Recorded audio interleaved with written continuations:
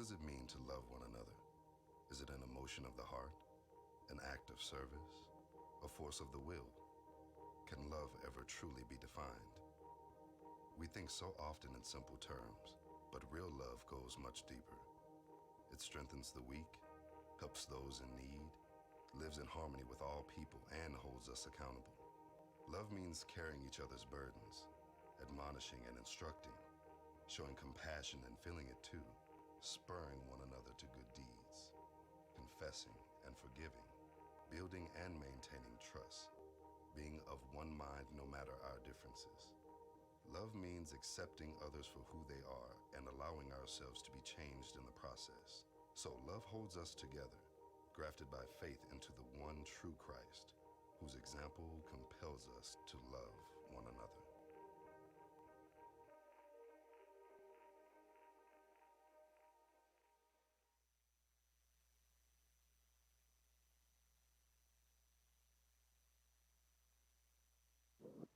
Hi. Am I on? Okay, good. Okay, that was an interesting video. It wasn't the right one, but it was a lovely video. Okay, today is Faith Promise. I'm just so deeply touched by the music this morning. Thank you. Oh God, hear my and use me for your glory. Guys, that's for everyone. That's for me. Am I willing to cross the street and talk to my neighbor?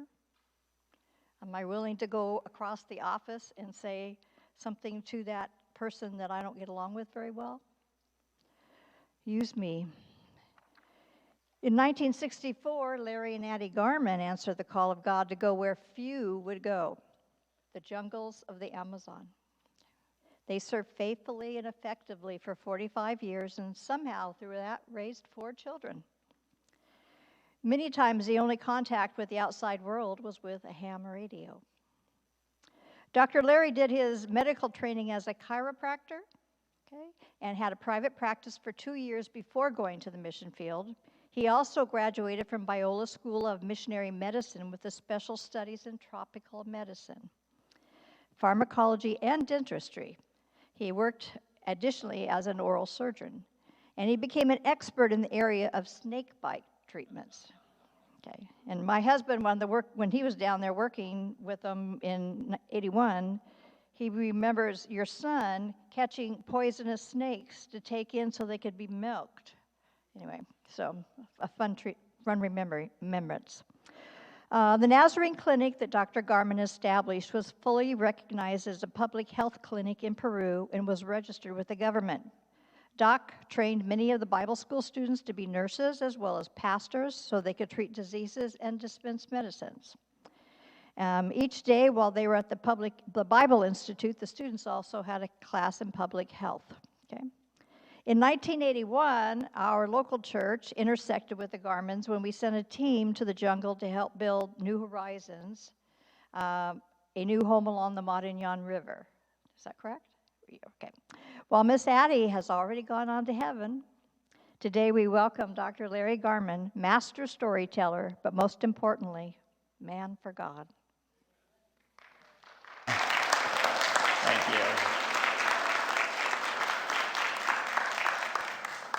Well, thank you, and what a delight to be in Long Beach First after all these years.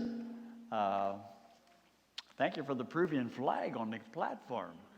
I almost started to sing Somos Libres Seamos.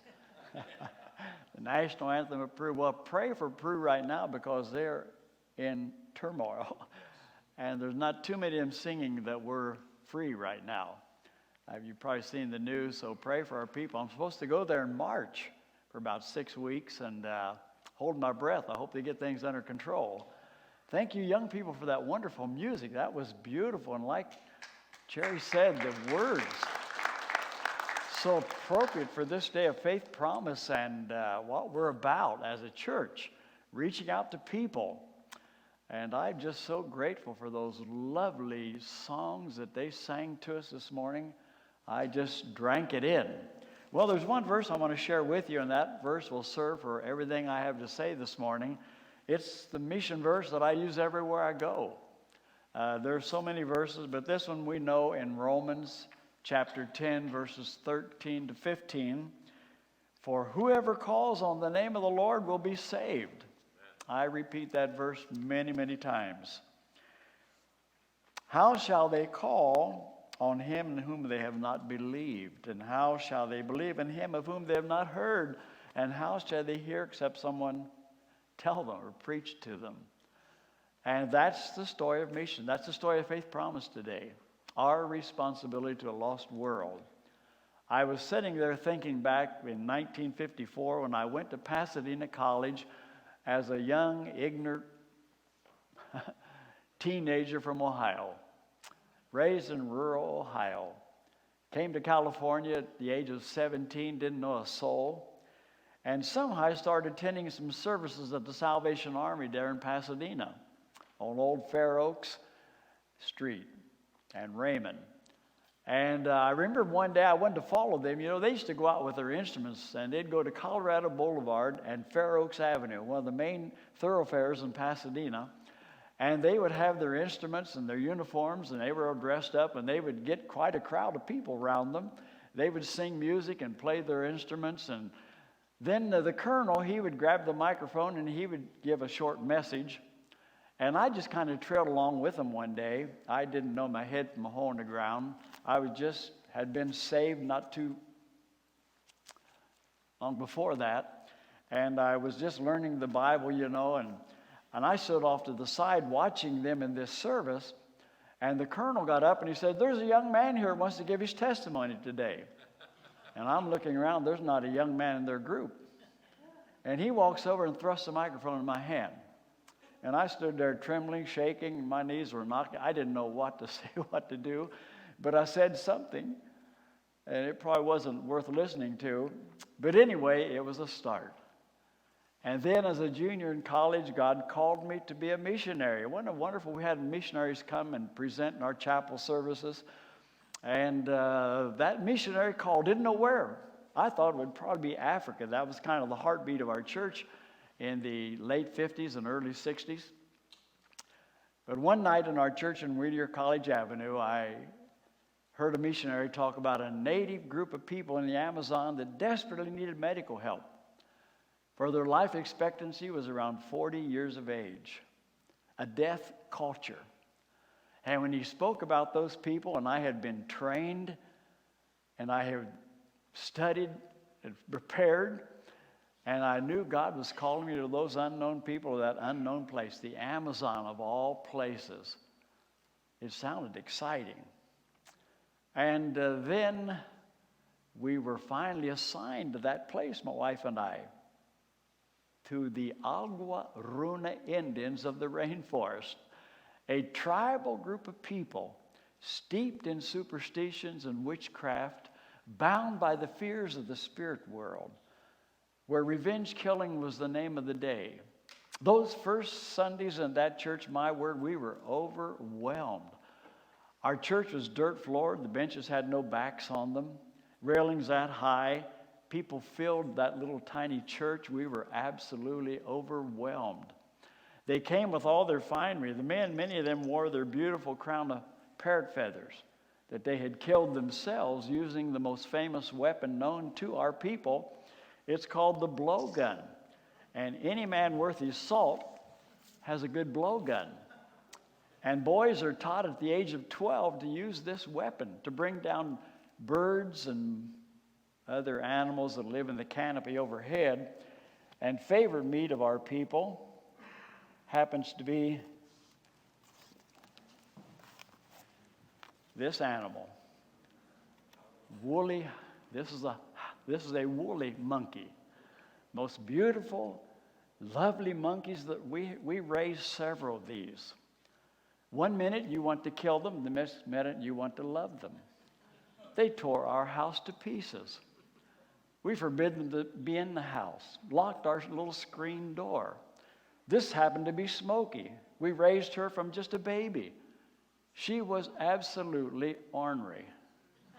Smokey, my wife treated her like one of the kids, maybe even better. She would walk outside, and we had two monkeys, Smokey and Cheetah. And they would climb up on her back, and they would eat whatever she offered them. They cried if she didn't give them something sweet. She loved homemade bread. Oh, my word, did she love homemade bread. My wife, every Saturday where we lived, there were no bakeries. So she made homemade bread. Put it on the table with butter dripping down the sides. Smokey could smell that a mile away.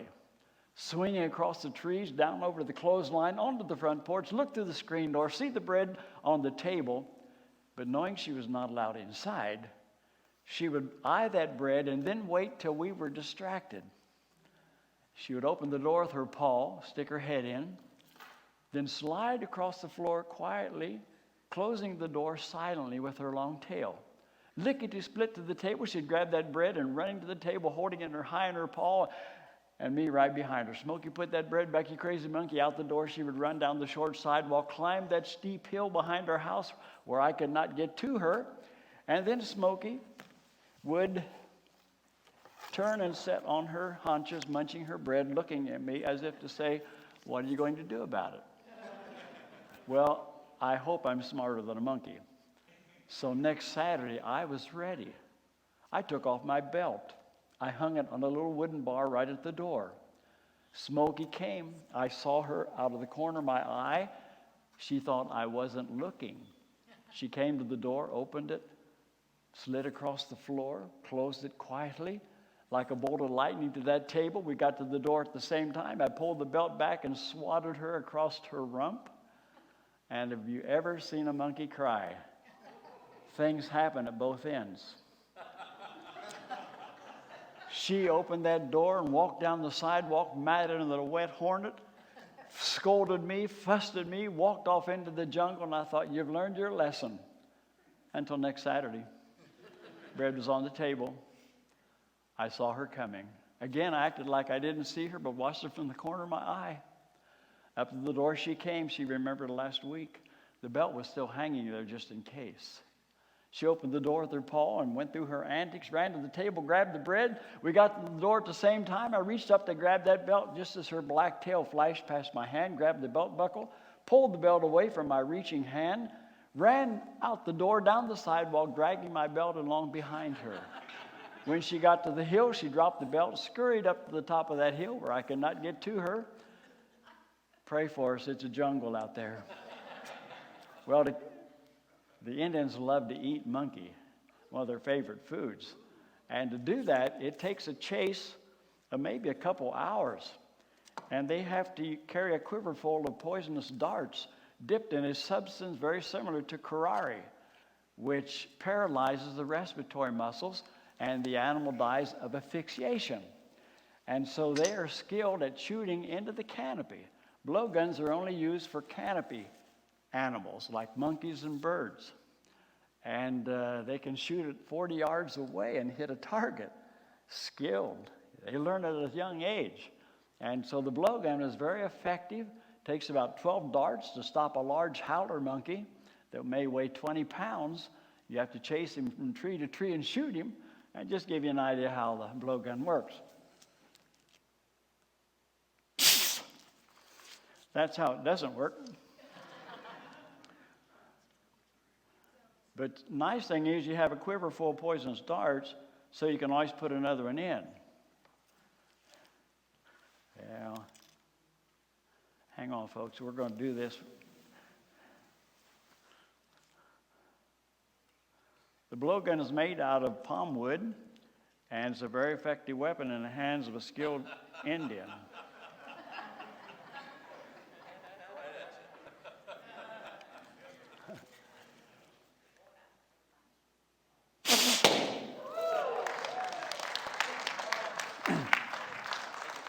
And then there's a spear. When we first went to the jungle, this is what they used to kill their enemies. Revenge killing raids. The spear is made from palm wood, and when we first went to the jungle, going to a village, we would see the men with the ankle bracelets on their ankles, dancing to the beating of the drum, and they would have on their feathers. The men would wear their beautiful iridescent beetle-winged earrings that are in here somewhere. I should have had them out. But anyway, the men wear all the beautiful things. The ladies wear the drab collars. And so when they greet each other, it's with great passion. For when a young boy at 12 years of age, he is desires to become a man, so he must go out into the jungle, spend 1 week by himself at 12 years of age, not to come home, forage for his own food. At night, he will take from his hunting bag a pouch wrapped in banana leaves called ayahuasca, so that he will receive his power from the spirit world.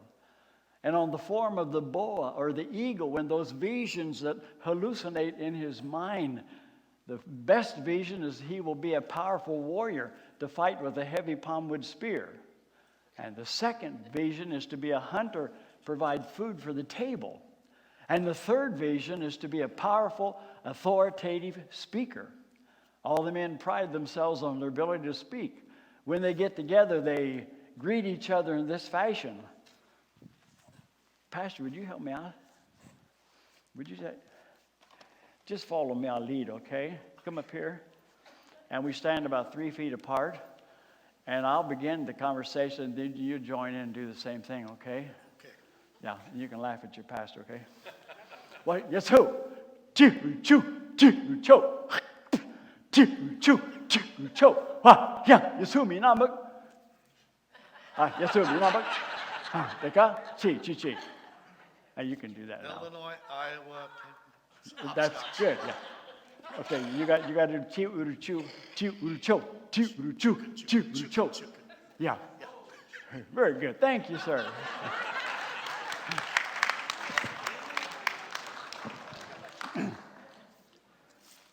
So into that culture we found ourselves. How in the world do you reach a death culture? Life expectancy 40 years of age. Parasitic infestations. Dermatological problems. Upper respiratory complications. Snake bite. How many snake bites have we treated? I probably couldn't count. Into a world that was so very, very difficult for them. They'd never seen a doctor, never seen a clinic, had no concept of what medicine was about, except the medicines that they took made from roots and extracts of certain plants. I'll never forget that day. It was night. It was pitch black outside. And our home sat on the corner of two rivers, the Great Marañón River and the Kusu River, the smaller river that emptied into the larger river. My wife and I were sitting in our little home. Our generator was pecking away in the distance. We only had light for 4 hours at night. And we heard these sounds from upriver. Hey, how cha. We heard the women giving the death cry. I wonder what's happened. Who's coming to our clinic tonight? I grabbed my large flashlight. I went outside and I shone my light down to our port. And I could hear this cry from a lady coming closer. And then the canoe pulled into our port. I saw the man lift from the bottom of that canoe a small child. Looked to be about 12 years of age, perhaps. He hurriedly made his way up the hill as his wife followed along behind, and she was giving the death chant. How cha uchi shing hawe. My child is dying, my child is dying. I opened up the clinic door, ushered her inside. They placed the little boy on my examining table, and I looked into the face. No, it was Walter, not Walter. Walter was our Sunday school boy. He was 12 years old. He could not open his mouth. His jaw was fixated. His eyes were sunken in. He had a deep, dark look of despair and agony. And I wondered what has happened to Walter. And my mind flooded back across a couple years. My wife decided one Sunday that she was going to have a contest. The people were just beginning to come to church and understand what church was about. And so my wife decided she would give a prize to anybody that came for 6 Sundays in a row and memorized a verse for all of those 6 Sundays. Oh, they were so excited. They hadn't received a prize. They wanted to receive a prize. What would the prize be? And my wife didn't tell them what the prize was. And they came the next Sunday, the whole crew, and they repeated the scripture. And as the Sundays went by, less and less people could memorize the scripture. And at the end of the 6 weeks, this little boy, Walter, was one of the only of the children who could repeat all 6 verses and had not missed a Sunday. And so my wife gave him a brand new New Testament, pocket size, in Spanish. He was so excited. Walter only had one pair of pants. It was high-watered, patched. He only had one shirt for his name, but fortunately his shirt had a pocket. And he put that New Testament right in his pocket. It was with him day and night. When he went to school, he had to cross a stream from his hut. And he would take the shirt off, hold his Bible in his hand, hold it up in the air, and swim across the stream, get on the other side, put his clothes back on, and go to school. And when he went back home, repeated the process and ran naked the rest of the day. But Walter never missed a Sunday. His mom and dad, they didn't come to church. In fact, on Sunday mornings up at the little church that started in their village, they were drinking the native beer Masato to the beating of the drums. And the father with his finery on and his spear would, hey, hey, hey. And they never came to church. But this little boy came 2 years in a row, never missed a Sunday. And I looked into his face that day. No, what has happened to Walter? I asked the father, what has happened? His name was Santos. Santos, what has happened to Walter? He said, Walter, he can't open his mouth, doctor. And I examined him quickly and determined that he had advanced tetanus. No vaccinations in that period of history. He had tetanus lockjaw.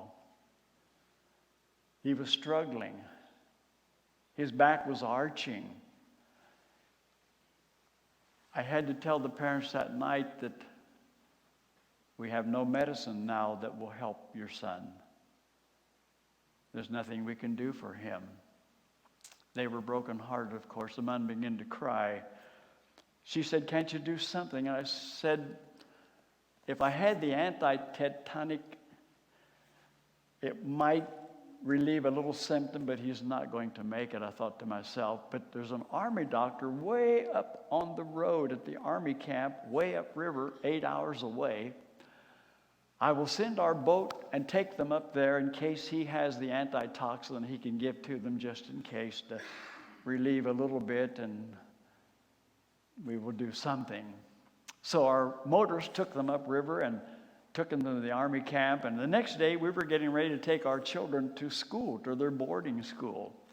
So we packed up our long canoe boat with sides on it. We were making our way 8 hours up the river, and as we rounded a bend about 4 hours away, we saw someone frantically waving to us from the side. And I told our man that was driving the boat, let's pull over and see what this man wants. And as we did, I recognized it was the father of Walter. It was Santos. And he was frantically waving his hand. And we pulled the boat over, and he was crying. He said, Doctor, Walter is dead. I said, what happened? He said, we went to the army camp, and the doctor told us the same thing that you did. There was nothing we could do for him. And I borrowed a canoe, and we were making our way down the stream back towards our home. And Walter was lying on a bamboo mat in the bottom of that canoe. And his mother was crying. And every village she passed, she would tell the people, my son is dying. And she'd give the death cry. Village after village. Anyone she saw on the bank that was washing yuke or cleaning up an animal, she would cry out to them. And he said, Doctor, as we were traveling, I was paddling that canoe, and my son Walter, with great exertion, spoke a few words to me. And he said, Dad, don't cry for me. I'm going to be in a better place. I'm going to be with Jesus. I will never be hungry again. And Dad, you know that sometimes we're cold at night. I will never be cold with Jesus. I'll be warm in heaven. And he pointed to his New Testament that was in his pocket. And he said, Dad, when I die, would you please bury me with my New Testament over my heart? I'm listening to the testimony of this 12-year-old boy. And the father's telling me this, and we climbed that hillside into the hut where his wife was standing by with the little boy. And she clung to my wife and cried. And we talked to him, and I said, you know where Walter is? He said, yeah, Walter told us he was going to be with Jesus. I said, he is. Don't you want to be with him someday? Oh, more than anything, they said. And that day in the middle of a little hut in an abandoned garden, in an isolated part of the Amazon, because your church does faith promise, because you pray, because you give. Some of you even came to Peru because you invest your lives and what you have in reaching other people. 2 people came to know the Christ of Calvary that day, and they never missed church after that. The father became treasurer of our emerging district of the Church of the Nazarene in the Amazon. They both passed on now and are reunited with their son. Thank you, church. Thank you for giving. Thank you for praying. Thank you for sending. Thank you for going to be a part of. How shall they hear? Unless somebody tells them. How can they go unless they are sent? Thank you for sending.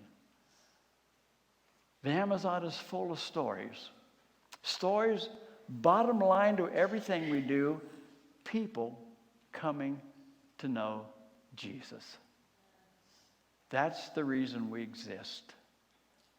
That's the reason we exist today. Our culture desperately needs to hear from you and I. And we continue to need to send people around the world. I would like to share another short story with you.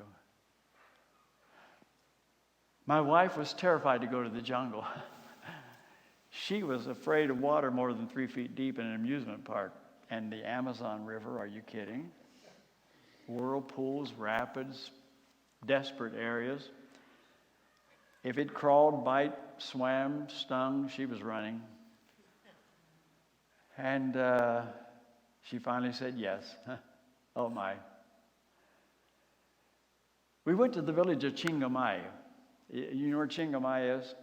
It's just down from Listra and up from Chipe. Give you an idea where it's located there. We wanted to get a church started in that village, Chingamay. And so we asked the head man, could we have a service? And he took us to this large bamboo hut. And the people came out of curiosity. What are we? Who are we? And what's going on? And they came, and my wife taught a few courses and with mimics, and I preached a little message. And the people were interested to know. They wanted to know what was going on. And we finally finished the service, and we were getting ready to go back home. It was about 6 o'clock. Darkness settles in the Amazon at about 6:15, 6:20. So we had 20 minutes to get home. You do not travel the rivers at dark. It's too dangerous. There are too many obstacles, and there are too many things in the river like piranha and caiman. And so you want to be home before dark. As we were walking to the port to get into our little boat to go downriver to our home, the head man came to me and said, Doctor, would you please go with me? There's a little girl that's sick up on the hill. And he pointed to a bamboo thatched roof hut up on that rise. He said, please go with me. It would take a minute. So I told my wife, I said, honey, wait for me at the port. I'll go up hurriedly, quickly, and we'll get home before dark. Don't worry. Well, hurry, she said. No, okay. And so we followed that little trail up to that little bamboo hut. Long story short, they prepared the curtain, ushered all the men out of the house. You never examine a female with men present. That's taboo in their society. So they ushered all the men out. They pulled the little plastic curtain back, and there was this emaciated girl lying. She was about 12 years of age as well, lying on this bamboo mat. Her eyes were sunk in. Her skin was pallor. Her vital signs were weak. And she was in a terrible condition. I said, what's happened to her? They finally pulled back her ragged dress, and there was a hip infection, acute case of osteomyelitis. You could see the bone. She had been in pain for 3 months, seeping, weeping, nasty, sore. I said, you must bring her to the clinic tomorrow. I have to begin antibiotic therapy with this girl. She's going to need a long road to recovery. She will probably be a cripple if she lives. I said goodbye to them and made my way to them. We went home and we prayed for her. The days went by and they didn't bring her to the clinic. And about 2 weeks later, my wife and I made our way back to the same village, Chingamay, just down from Listra. And we had another service, and the people came, and they were excited. A couple of people got saved, and it was happening. And as we were making our way back to the boat, checked the watch, got to get home before darkness hits, the head man came. He said, Doctor, you remember the little girl you saw a couple of weeks ago? Oh, yes, I did. Why didn't they bring her to the clinic? He hesitated. He said, well, they've been taking her to the witch doctor, but she's worse. She wakes up the children at night, her crying, her screams and agony. The dogs bark and we can't sleep and it's chaotic. Would you please go see her one more time? Addie, I'll be right there. Oh, hurry. So I went up to the same hill into the same hut. The end covered her hip, and it was one of the most advanced cases of acute osteomyelitis I'd ever seen. Terrible condition. You couldn't touch her without eliciting agonizing screams from her body. I said, if you don't bring her tomorrow, she will die. The next day, I heard a commotion up the Kusu River. I saw this canoe approaching. Women were beating their chest and pulling their hair, typical of our women when they are in grief. And they were giving the death cry, Hao Cha, Uchishing, Hawe, the little girl's dying. And I watched the canoe pull into our port. Another canoe came along behind it. It was filled with men. In the middle of that canoe was a little lean-to thatch leaf roof, and I knew the little girl was lying on a bamboo mat in the bottom of that canoe. They gently picked up that mat and carried her towards the clinic, and every step they took elicited pain from her body. I immediately, before they got to the clinic, I prepared an injection to calm the pain for her. 3 months in desperate pain this little girl had suffered. As soon as she came in, I gave her an injection, and her little body relaxed for the first time in 3 months. Her little grandmother came to care for her, stood about that tall, no teeth in front of her mouth. Her face was lined with lines of age under the sun. She had no shoes on, of course, typical one-piece dress, long stringy hair hanging down over stooped shoulders. She came to take care of her little granddaughter. And we learned later that the little girl didn't have a name. You see, in their culture, you don't name a little girl until another child is born or bad luck will happen to the family. Her parents had both died before another child was born, and she had no name. 12 years of age and no name. We began to treat her. She responded wonderfully to the treatment. Progress was being made. One day my wife said, I'm tired of calling her it, she, you, what. I'm going to give her a name. My wife sat down, wrote out a whole bunch of names, Maria, you name it. She wrote a big list. She's going out the door. She wrote one last name at the bottom, and she made her way to the clinic, and she said, Uchi, which is little girl. Nawanta, little girl, I'm going to give you a name. I want a name. She wanted a name. She was tired of being called little girl and it and whatever. So my wife went down the list, Maria Nakitahe. I don't like that name. Wow. Went to the next name, all the way down the list, Nakitahe. My wife got to the very last name on the list, Esther. She wrote that list remembering the first pioneer missionary lady who made her way into the jungle many, many years before, who died there after giving childbirth. Wakeahe, she wanted the name Esther. And from then on, she became Esther of the Amazon. One day, my wife was looking out the window of the house. She saw little grandmother going down to the river. She was carrying Esther's dress made of material much like this one here.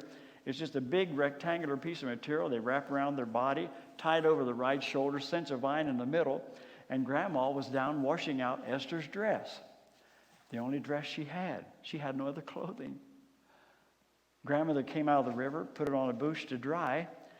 Grandma then went into the water up to the shoulder level, took off her dress and washed it, and handed it to a lady friend to hang on a bush to dry while she stayed in the river waiting. And my wife saw that and she went to her closet. She took down 2 of her dresses. Oh, they would hang and droop on those 2, but she had to give them a dress.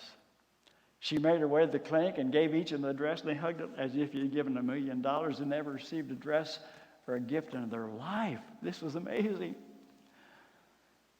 And then one night, my wife said, I'm going to the clinic. You're going to the clinic? My wife never goes out at night. She is terrified.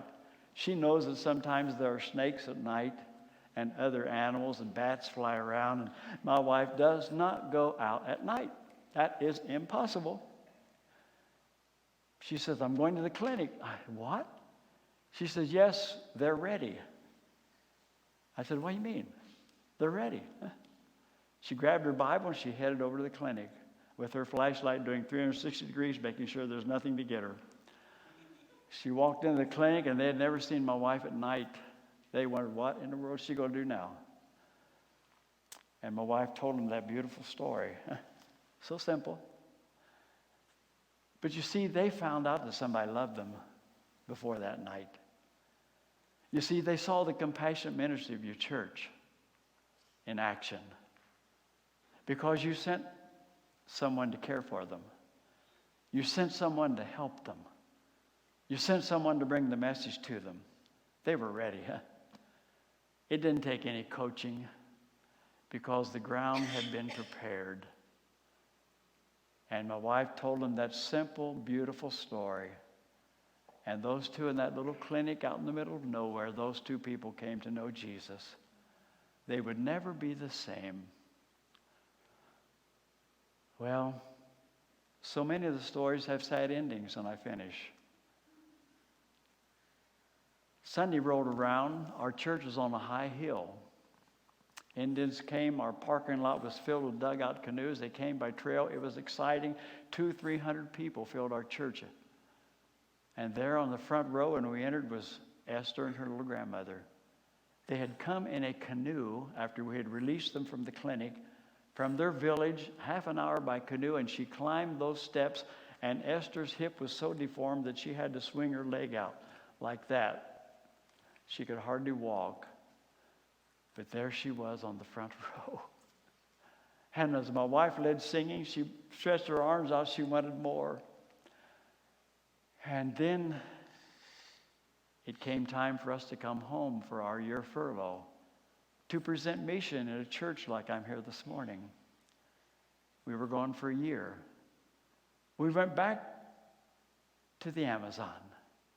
The people were so excited. We were too to see them. We hadn't seen them for a year now, and the work was still going on well, and we were just thrilled beyond belief.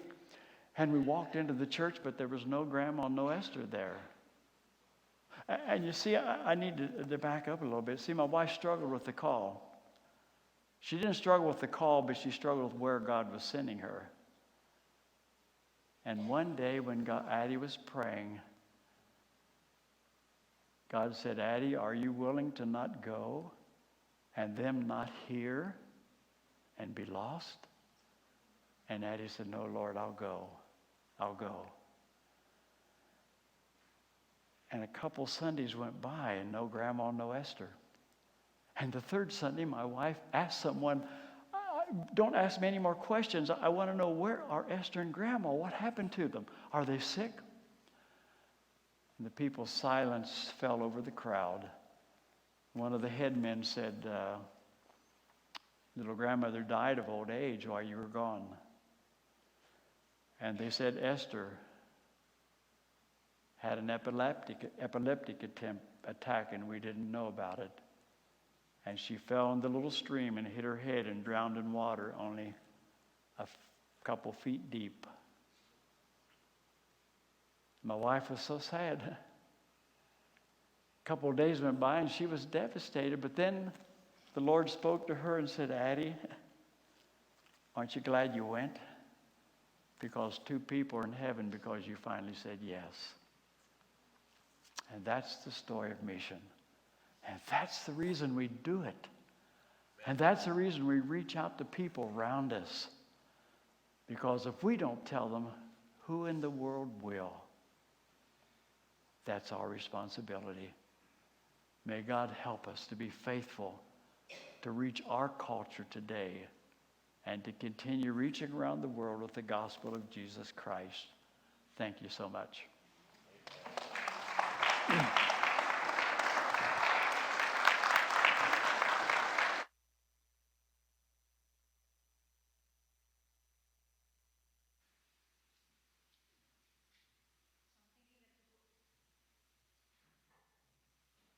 I'm thinking of the word, thank you. I'm thinking of the words to the other song they were saying. It's more than words, it's more than a song.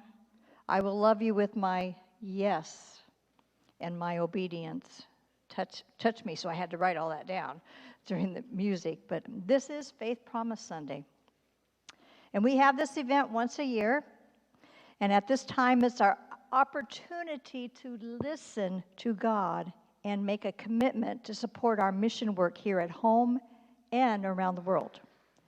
We do this so missionaries like the Garmans can continue to bring the gospel of hope to our world. Faith Promise is different from our regular tithes and offerings. Okay, we do this once a year. It used to be we took a lot of little offerings for the World Broadcast Mission, for the Jesus Film, for that. Faith Promise is where they're all lumped together, okay? The giving goes directly to our mission work around the world. Our support of missions and mission projects does not come out of the church budget. It's a separate account. All Faith Promise monies go only for missions. It does not pay the light bill, pastor's salary, and those things. It does help pay missionaries' salaries. It does help in disasters like tornadoes and earthquakes. It does support children in orphanages and safe houses. And it does spread the good news of Christ's love to all people. So in your bulletin, you will find 2 yellow papers. Okay, the large one.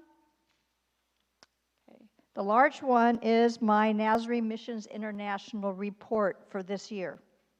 And I did leave one thing off of it that I totally forgot about. We did contribute $1,000 this year to Quito, Ecuador, the seminary there for some technology in their language school. Okay, so I left that off of here. So take time to look this over later so you can get an idea of some of the things that we do. This is from your local church, guys. This is us in action. This is our yes. Okay, so take time to look at that. Okay. And at the bottom, I also added some ideas as we're heading into the future, looking ahead. So that'll give you some ideas what's coming up.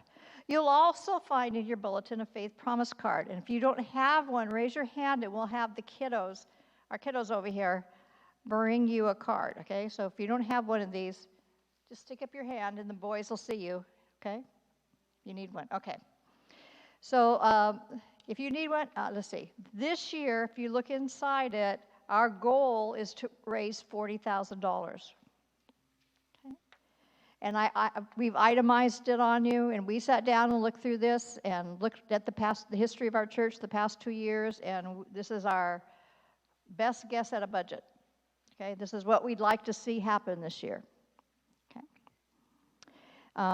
Your giving can be weekly, monthly, bi-monthly, one time only, whatever you need. It can be mailed, put in the offering, or paid online. But no one is going to call you to make sure you're fulfilling your promise, because this is between you and God. Okay? We also ask, because we want to plan and use our money wisely, that you write an amount on here and turn it in. Okay? So we can plan. It's not to keep track of what you give or don't give. Remember, that's between you and God, but it's so that we can plan. If I don't have enough money to have 3 speakers this year, then I'll have 2 speakers. Helps me plan, okay? So Right now, I hope some of you have been in, or I hope all of you actually have been in prayer about this. Remember that no money goes that comes in from missions goes for paying expenses around the church, okay? And when you turn it in, you mark it faith promise. And then we'll know and automatically put it in that count. So when you filled out your card, what we're asking you to do is tear it off. So you have, okay, and you'll tear off the one section. The boys will collect that. Okay, so if you have your card today and have it filled out, the boys will come get it in a minute. Just hold it up high. And then I encourage you to take the other side that has the budget on it and what is faith promise. I encourage you, I do this with my vision card. I put it on the refrigerator, okay? Put it on your bathroom mirror, wherever you look all the time. I literally take my hand sometimes and put on that card on the wall, and I pray, okay? I pray. It also reminds me, am I caught up with my promise? Did I pay my money? Whatever you need to do. So use it in a way that helps you. That's my way, but it may not be your way. Okay. So anyway, so when you have your card filled out, hold it up, and Ryan, right there. Thank you. Okay, and we'll have our little helpers come, and they'll come get it and collect it and bring it in. And if you did not come prepared today, that's fine. You can turn it in next Sunday. Okay? So don't worry about it. I won't ever turn away money. Okay. So I appreciate your faithfulness. We also have a fifth Sunday church potluck following this service. If you don't know what a potluck looks like, come over and join us anyway, even if you didn't bring any food. So you get an idea of what we do. We just sit around and talk. We're really good at that, and eat too. So we would love to have you come join us and just check us out to see what a potluck looks like. Okay? And the kids are coming around. If you have your card, just continue to hold it up. Okay, we ready to move on? Okay, thank you.